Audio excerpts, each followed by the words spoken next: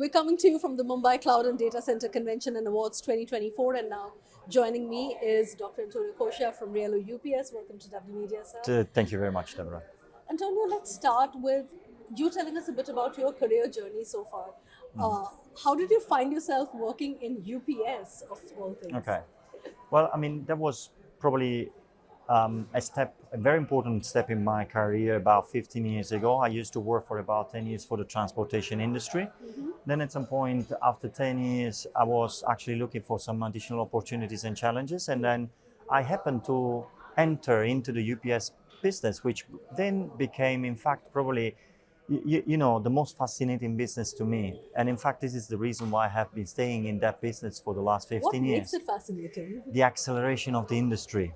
Yeah. The acceleration of the industry, the dynamic behavior of the industry, and the fact that over the last 10 years, I mean, there has been so many changes and so many upgrades in terms of technology. I mean, the industry for which we are actually working is never sitting down. Is never reaching a plateau. And we, from a supply chain industry standpoint, we are always on the spot trying to understand what are the latest innovations, what are the latest developments that we have to put into our pipeline, into our production lines to be able to keep up, So, Keeping up, stepping up. That's interesting because 2024 has been a very fast-paced year. What was it like for your industry, and what do you see going forward into 2025? okay, I do see a further acceleration for the data center industry overall.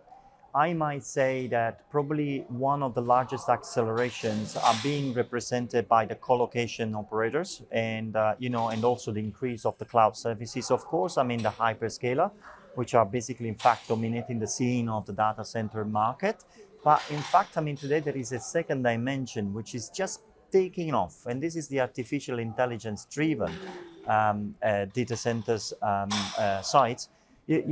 Or let me rephrase it: data centers for artificial intelligence purpose, right? And we are just at the beginning of the journey.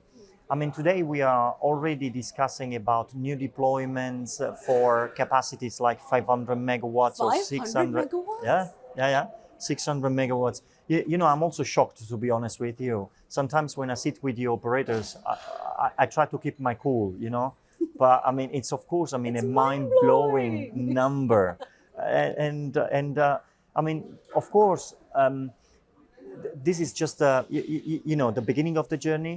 I am actually quite sure that the artificial intelligence journey will explode the power demand and the power needs in terms of data center With this architectures. explosion of AI, what kind of new pressures does it place on the UPS industry? Oh yeah, quite a lot, I would say. I mean, you have to consider that today, traditionally, the UPSs are now reaching a certain level of maturity for the data center industry, which is a relatively new industry, if you like it, right? So nowadays, I mean, we have very stable performing platforms, capable of reaching certain level of performances, and also, capable of lasting a certain lifespan, which is fundamental. Because of course, I mean, you cannot change very frequently these expensive type of products. However, if you start, looking at data center, environments which are processing, applications like artificial intelligence, you have that the load profiles are completely different from the standard cloud, where the loads are slowly changing and gradually and moving and so on. In the artificial intelligence application driven data centers, you may have bang bang, complete transients from 0 to 100 within just few milliseconds.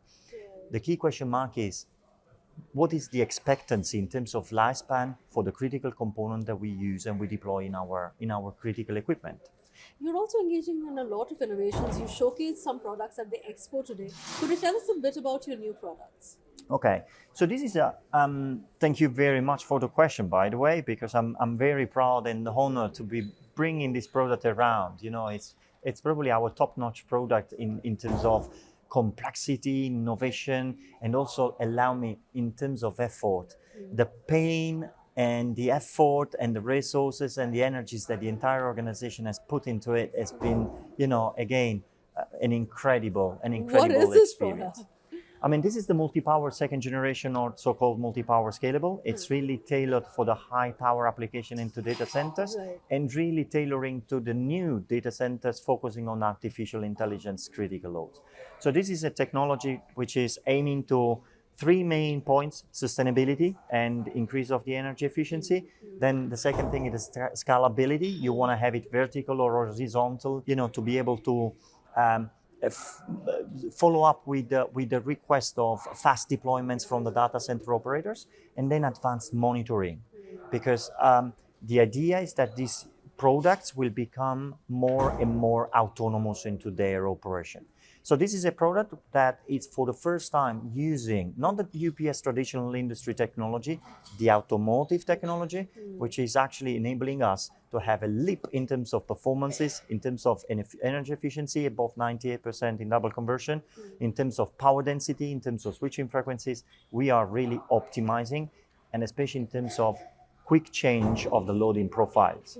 These are very, very robust and very reliable devices. You also made a keynote address and were part of a panel discussion earlier today at Mumbai CDC. What was your experience like? What was the message you came here to convey, and were you able to do that? Okay. First of all, I have to say that, I mean, this is the first time I'm actually attending the show. And I am absolutely very positive about the outcome of the show. It was very populated. I mean, there was a lot of plenty of conversations, very interesting conversations, very important decision makers as well coming here. This is fundamental if you are running, certain business into the supply chain industry. So I'm absolutely very, very happy. So what I could really bring it with myself, I mean, the main takeaway is that it's all about sustainability today.